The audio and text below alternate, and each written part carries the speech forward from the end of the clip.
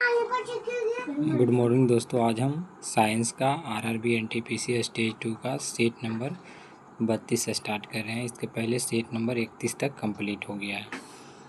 देखिए, पहला क्वेश्चन कह रहा है कि तीव्र परिवर्तन से होने वाले रेशम के कीड़ों और मेढक के लार्वा के वयस्कों में रूपांतरण को डैश कहा जाता है। उनको क्या बोलते हैं? कायांतरण कहते हैं। एक के क्या हो जाएगा? बी हो जाएगा। क्या बोलते हैं? कायांतरण कहते हैं। दूसरा नंबर क्वेश्चन कहता है निम्न में से किसे भूख हार्मोन कहा जाता है? क्योंकि यह भूख को उत्तेजित करता है, भोजन का सेवन बढ़ाता है और वसा के भंडारण में वृद्धि करता है।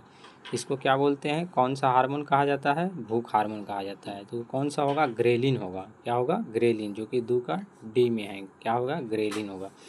तीसरा नंबर कहता है नीचे सूचीबद्ध अम्लों में से सबसे दुर्बल अम्ल कौन सा है? तो सबसे दुर्बल अम्ल कौन सा है? तो एसिटिक अम्ल है। दुर्बल मतलब होता है कमज़ोर। सबसे कमज़ोर अम्ल कौन है? एसिटिक अम्ल। और सबसे मजबूत अम्ल पूछेगा तो देखिए HCl। HCl देखिए सबसे मजबूत में आएगा। इसके बाद हाइड्रोफ्लोरिक अम्ल आएगा, नाइट्रिक अम्ल आएगा, लेकिन सबसे ज़्यादा मजबूत अम्ल कौन है? यानी परवल अम्ल इसको बोल सकते हैं, हाइड्रोक्लोरिक HCl है। सबसे दुर्बल अम्ल कौन है? एसिटिक अम्ल है। तो 3 का क्या हो जाएगा? ए हो जाएगा। 4 नंबर क्वेश्चन कहता है निम्न में से कौन सा मान IPv4 एड्रेस नहीं है? तो देखिए इसमें से कौन सा नहीं है? तो डी नहीं होगा। डी नहीं होगा। देखिए यहाँ 1 2 3 4 5 6 7 8 9 10, इसलिए ये नहीं होगा। जिसमें देखिए 3 3 6 2 8 और 2 10। देखिए यहाँ पर लास्ट में 1 आ गया है, तो ये क्या है? IP4 एड्रेस नहीं है। 5 नंबर क्वेश्चन कहता है निम्न में से कौन सा शैवाल प्रोटीन से भरपूर होते हैं और अंतरिक्ष यात्रियों द्वारा पूरक आहार के रूप में उपयोग किए जाते हैं? तो कौन सा हो जाएगा?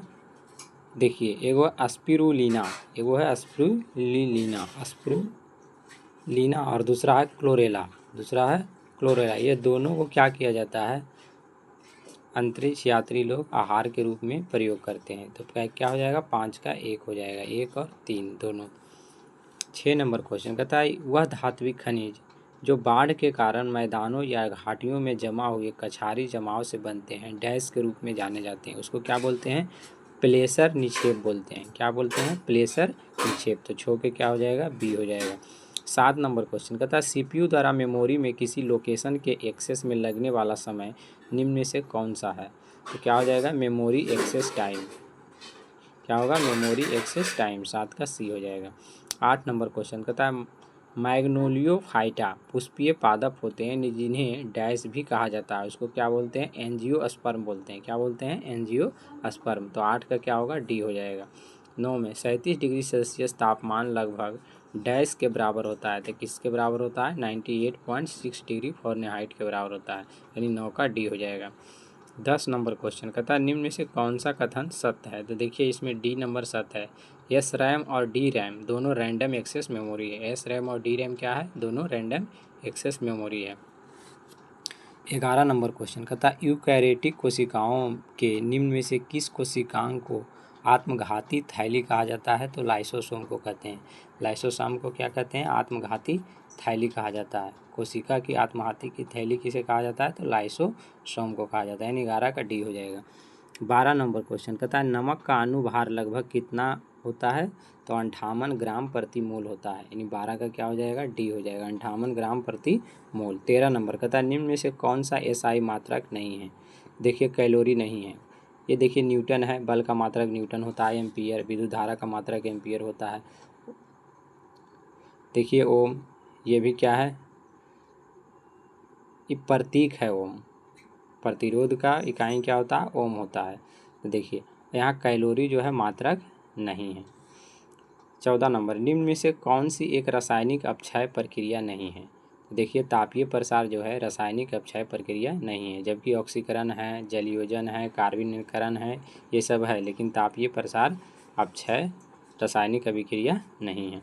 15 नंबर क्वेश्चन कहता है दिए गए विकल्प में से उस विकल्प का चयन कीजिए जिसे ओजोन अपक्षय के दीर्घकालिक प्रभाव में सूचीबद्ध नहीं किया जा सकता है। तो क्या हो जाएगा? पहला हो जाएगा मनुष्य में ऑक्सीजन उपभोग की मात्रा में वृद्धि। 16 नंबर क्वेश्चन कहता है मानव रक्त का तरल भाग जिसे डैश कहा जाता है जल, लवण और प्रोटीन से बना होता है। मानव रक्त का तरल भाग जिसे क्या बोला जाता है? प्लाज्मा कहा जाता है, जो किससे बना है? जल, लवण और प्रोटीन से बना है। तो क्या हो जाएगा? 16 के बी हो जाएगा। 17 नंबर क्वेश्चन कहता है हाल ही में राष्ट्रीय सुपर कंप्यूटिंग मिशन के अंतर्गत स्थापित सुपर कंप्यूटर परम प्रवेग की क्षमता कितनी है? तो कितना हो जाएगा? 3.3 पेटाफ्लॉक्स हो जाएगा, यानी 17 का डी हो जाएगा, 3.3 पेटाफ्लॉक्स। 18 नंबर क्वेश्चन कहता है निम्न में से किस उपकरण का उपयोग वायुमंडलीय दाब को मापने के लिए क्या किया जाता है? तो वायुमंडलीय दाब को किससे मापते हैं? तो बैरोमीटर से। थर्मामीटर से किसको मापते हैं? तापमान को। बैरोमीटर से मापा जाता है वायुमंडलीय दाब को। तो 18 का क्या होगा? डी हो जाएगा। 19 नंबर क्वेश्चन निम्न में से किसी आहार घटक की प्रति ग्राम मात्रा मनुष्य में अधिकतम ऊर्जा प्रदान करती है? सबसे ज़्यादा ऊर्जा कौन प्राप्त करता है? तो वसा से प्राप्त होता है, जिसको फैट बोलते हैं इंग्लिश में। तो 19 का क्या हो जाएगा? डी। विंडोज 10 सिस्टम में खुले हुए एप्लीकेशन के बीच स्विच करने के लिए इनमें से किस कीबोर्ड शॉर्टकट का उपयोग किया जाता है? तो किसका प्रयोग करते हैं? अल्ट प्लस टैब का प्रयोग करते हैं, अल्ट प्लस टैब। 20 का डी हो जाएगा।